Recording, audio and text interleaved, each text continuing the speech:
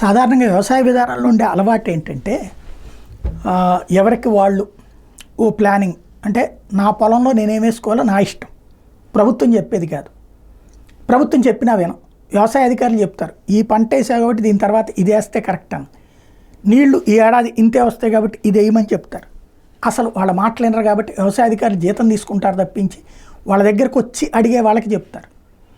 విద్యావంతులైనటువంటి వాళ్ళు కొంతమంది మాత్రం వ్యవసాయ శాఖకి సాయిల్ టెస్ట్ పంపించి దానికి అనుగుణం అయినటువంటి పంటలు మార్కెట్లో వ్యాలిడ్ పంటలు వేస్తుంటారు, మిగతా వాళ్ళు నడుస్తూ ఉంటారు. ఇప్పుడు రాష్ట్రంలో జగన్ ప్రభుత్వం ఓ ప్రయత్నం చేస్తుంది.